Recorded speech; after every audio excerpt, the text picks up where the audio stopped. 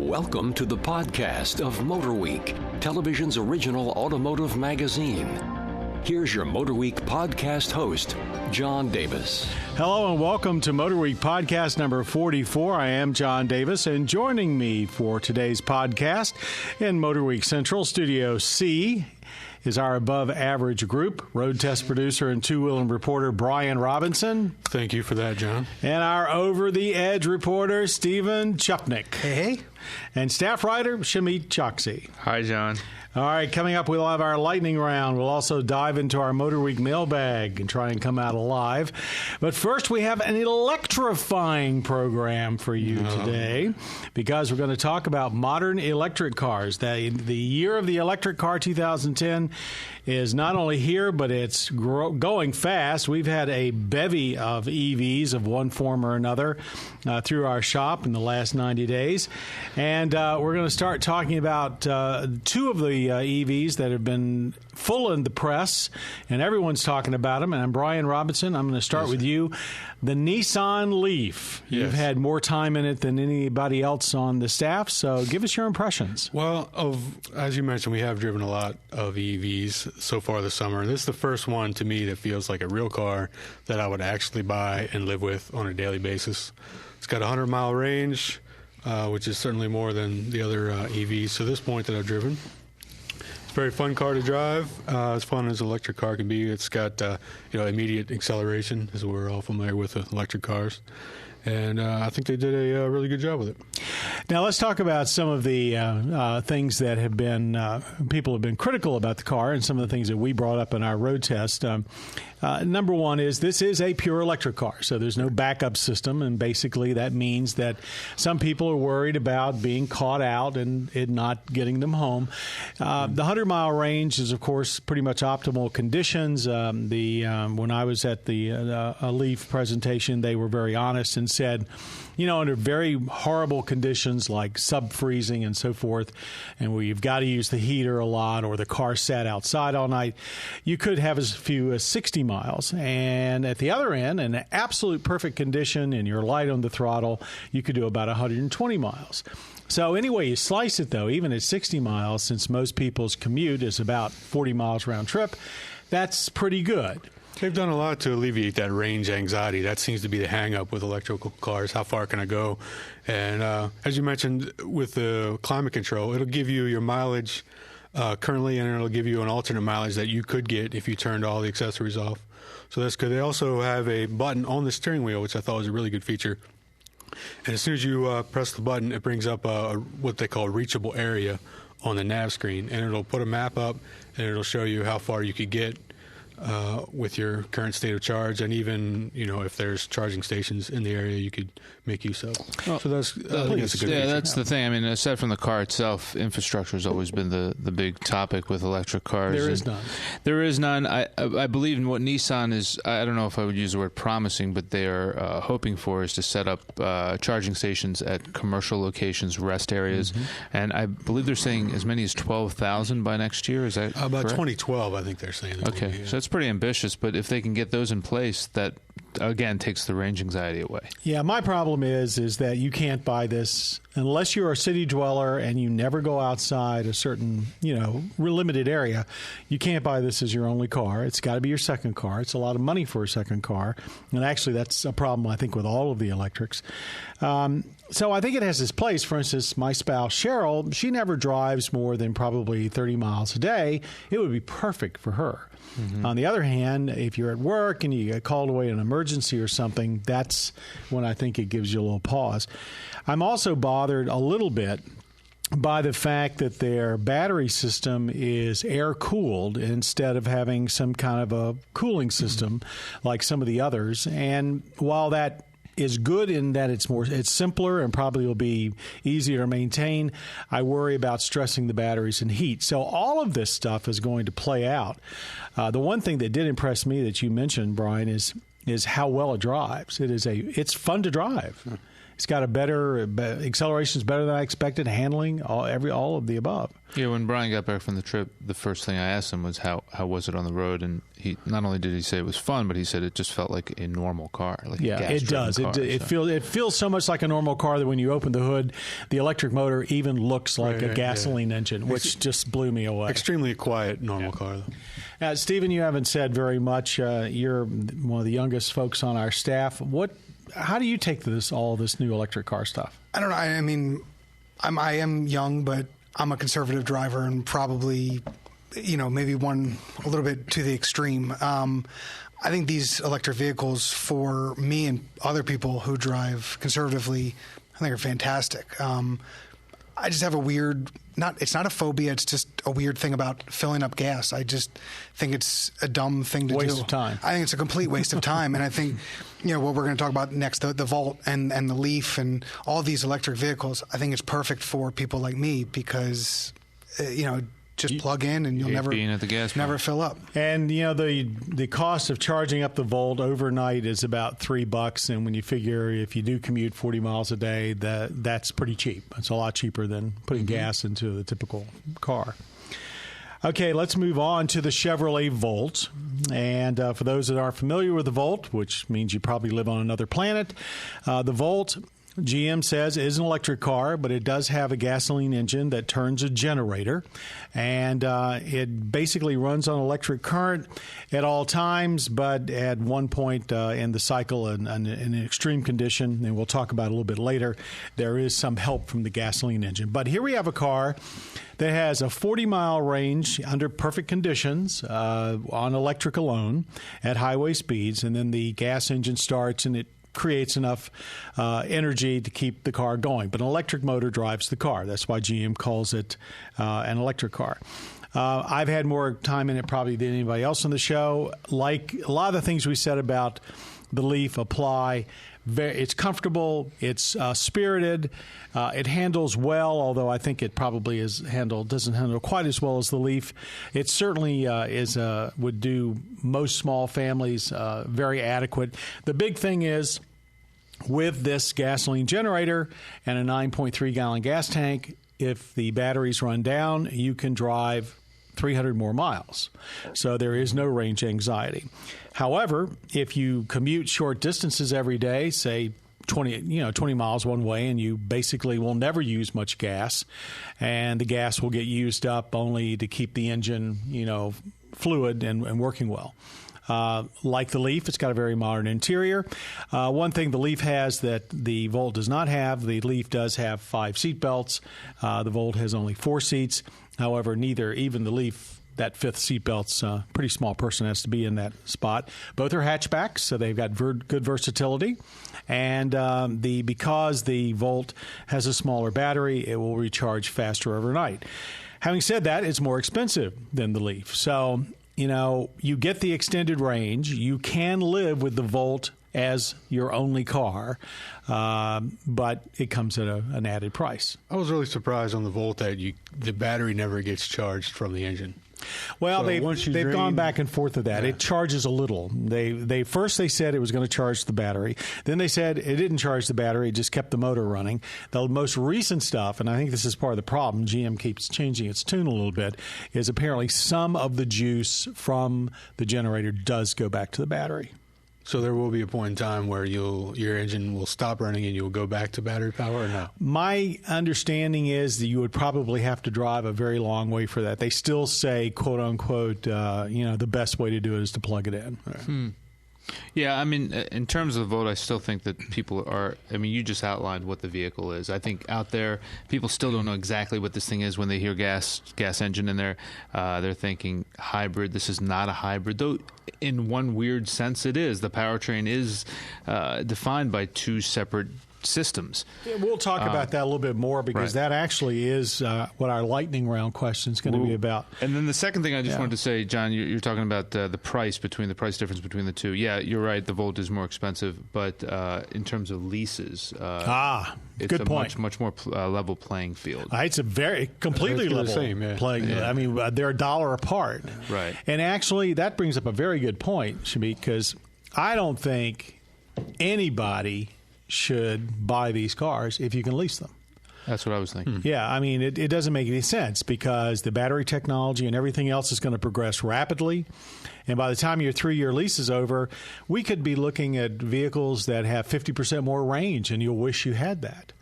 Right. So my guess is that most people will lease them. Another aspect of the Leaf is lower maintenance costs, as there's no gas engine or transmission you ever have to change fluid in or service it anyway. So that's true there, and both cars have a long 8-year battery warranty. Right. On the other hand, the Volt is a very complicated car. It's got 2 cooling systems. So you've got to, but you do have a situation where the batteries can be maintained at a proper temperature regardless of what the climate is. So I think you can make arguments back and forth for both. One basically will suit you if you've limited needs, and the other basically can be a complete car replacement. And I think that we'll see more of both. I mean, the iMEV from Mitsubishi is going to come in. It'll be more like the Leaf. We've got Mini E eventually will turn into a production vehicle. On the other hand, the Fisker Karma is following the Bolt path. So there are 2 solid choices for this new sort of generation of cars, and that's a good thing. And there's a third choice, and that's what we're going to talk about next. Good a lot segue. of folks, when you talk about electric cars, they immediately say hybrids because, after all, you have an electric motor and hybrid vehicles. That's the definition. It's 2 powertrains. And we recently had a chance to spend a little bit of time with a prototyped Toyota Prius plug-in hybrid. And the biggest difference is that you actually can drive a more extended range because it has on pure electric than you can in a regular Prius. A regular Prius, you're limited to maybe a mile, maybe 2 miles at very low speeds with the onboard battery. The electric motor is there just as a helper to the gas engine. The Prius plug-in hybrid, much bigger battery, and several people on the staff, including myself, drove it 13 to 14 miles, I think 13, up to speeds of 70 miles an hour on pure electric alone. At that point, the battery was exhausted, the gas engine came on, and you went about your business. So it's in a lot of ways, this goes down the same path, playing back to what you mentioned, Shamit, about the Volt, except the big difference is in the Volt, of course, you're always running on electricity first, and in the Prius, up to now, you've been driving on gas first, but with a plug-in hybrid, you will be able to go back and forth fairly effortlessly. It was impressive. It was quiet. It was so quiet when on electric power that I drove into a parking lot and had a lady walk straight in front of me and stand there, and I stopped, and finally she turned around. And definitely a problem with electric cars. It definitely parking is. lot situations. Yeah, and there's going to be some sound emitting, I think, that's going to be mandated and can't come too soon. Anybody else have any comments about the whole concept of plug-in hybrids? I mean, the whole plug-in concept, and that's what it is. I know we had a Tesla in a few weeks ago. We did. And I took it home. I plugged it into my house, and the power shut off in the house. You know, I mean, but we not supposed to do that. It's not supposed to do that, and I think that's what the Volt is going to do. The Leaf is going to do. What you have a separate charging station, which will help with that. But there's also a cost to that. It's about $2,000. Well, that's if you do the 220. Now, you must have plugged it into 110. A regular outlet. Yeah. It's the only one of these cars that I think is truly practical for 110 is the Volt because it has a smaller battery and it can charge up quicker. But yes, if you're going to buy the Leaf or a Tesla or any of these others, in order to make the charging time acceptable, you've got to have 220, and they are saying about $2,000. However, there is, just like there's government tax incentives on the cars, there's also a government tax incentive on getting your house wired. Right. Sure. And the Leaf actually is downright impractical with a 110. I mean, I think really it takes and so is the hours. Tesla. Yeah. Okay, now we turn to our lightning round, and actually this is exactly what Shamit was talking about further. We've got 2 minutes, and critics have raised the question, including some of our staff, about the Volt's classification. GM has called it an electric car from the start, while critics say it's a plug-in hybrid. Which classification is best, and what impact does such a label have on consumers considering buying a Volt?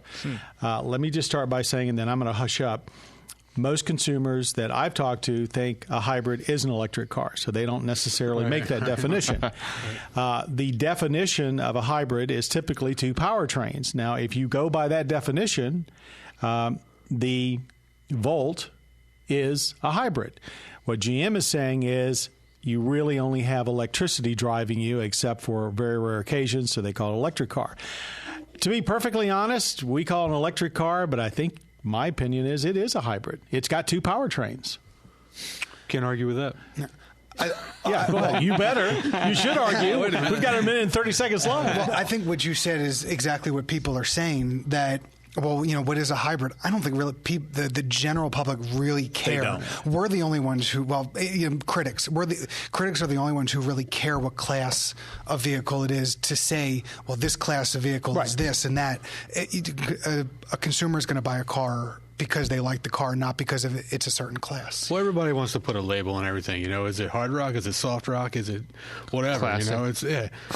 Who cares? It's a car and it gets this many miles per gallon and it plugs in, it doesn't plug in. If you want to buy it, if you don't. I agree with Brian. The only problem that it creates is when we start to compare vehicles and we start to, we have segments in automotive. We have segments. So when we want to say, well, it's leading its segment in so-and-so, what segment are we talking about? Are we talking about EVs? Or are we talking about hybrids? You know what I mean? And that's where there's a little bit of a gray area and you can get confused. Yeah, but I do think what you're saying is that we are entering a new era of powertrain technology.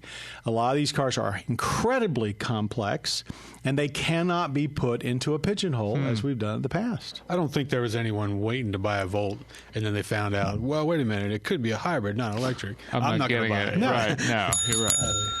That was good, and I'm glad you all chimed in there because you're going to leave me stranded out there. But I think we all agree that if we had to put it down on paper, we'd say that the Volt is a hybrid. Okay. I'll sign up on wait that. A minute. That's what we said?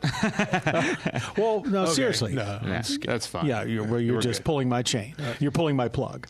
All right, here, let's go on to our MotorWeek mailbag and see what we've got. Now, the question comes from Chuck, who's out in Washington State. And here we go. Chuck, this was a tough one. When comparing the cost of cars, how can a consumer determine the cost of maintenance over the lifetime of the car? We're all keeping cars longer than we did in the past, and this is becoming more important information in car selection. A very, very good question and a very tough one to answer. I'm hoping you have a very good answer. You're throwing it back to me. Thanks. Throw me a life preserver. All right, Chuck. Number one, I think your question is one of the reasons people need to give a lot of consideration to the powertrain warranty on a car. That the standard warranty from the dealership, from the manufacturer. If you're Hyundai or GM or Kia or anybody with, 100,000-mile powertrain, that should be very attractive to you. If the manufacturer cuts you off at about 50,000, they're taking some value away from you, or they're forcing you to buy some long-term warranty insurance. If you do think you're going to keep your car a long time past whatever the powertrain warranty, you very well might want to consider some kind of extra warranty protection. As far as cost, most cars are very reliable. I think you can say a rule of thumb that Asian cars, are particularly Japanese, but also Korean, and the domestic cars are going to be cheaper to maintain over their life than, say, a European car, where the parts tend to be more expensive. I use as a general thumbnail that every mile you drive a car, when you factor in depreciation, insurance, and everything else, it's going to cost you about 45 cents a mile over your life. I knew you'd have a good answer. And, it may not cost you that now, but 5 years down the road it might. Anybody else want to? I mean, 45 cents, I'm glad you came up with a number, because I think in the end, that's what people want. Now, Chuck is asking, like you said, a tricky question, and I think what he's looking for is like some sort of standardized index, and there isn't one. No, there isn't. But if we're going to base it on 45 cents, I think that helps you look at all the cars across a broad spectrum, and you can make a better comparison that way. Obviously, I was going to say, well, go ahead. If you take care of your car, regularly if you don't. If you do something other than routine maintenance. Correct. If and in Honda, you mentioned Hyundai, 10 years, 100,000 miles. They know what kind of product they have. You're gonna keep your car probably longer if you're saying people are keeping it longer. I know some people only want to keep a car for 5 years. Well, they're gonna buy a car based on what the next 5 years is for. I think it's not a simple answer. No, it's not a simple answer, but the more you pay for a car up front, considering that almost all cars lose value, the more it's going to cost you probably over the long term. Yeah, people are driving their cars longer, but I think maintenance costs, they certainly require less maintenance than they traditionally have. But the cost of the maintenance may have gone up, though, as well. Well, Chuck, I hope that sort of gave you an answer, and for your trouble, you'll be receiving a MotorWeek T-shirt. Yes, I still can't get over the fact we talked about the Prius for like 3 or 4 minutes and didn't talk about recalls or anything like that. I'm kind of excited. That's refreshing. Yeah. I'm glad we moved past For that. once, we didn't talk about Prius recall. I think actually, hopefully, a lot of people have moved beyond that. We're past. They're very good cars, and it looks like they've got the next big thing in the wing. Well, that does bring to a close our MotorWeek podcast number 44. And I want to give special thanks to our audio engineer, Jim Bigwood, our podcast creator, Bob Mixter, and as always with the bell, producer Michelle Parker. Almost on cue, Michelle. Thanks very much for joining us for our MotorWeek podcast. And be sure to check out MotorWeek's website at motorweek.org and watch MotorWeek on your local public television station. You have been listening to the podcast of MotorWeek, television's original automotive magazine. For additional information on podcasts, videos, and showtimes, visit our website at motorweek.org. And watch MotorWeek, television's longest-running automotive magazine series each week on your local PBS station.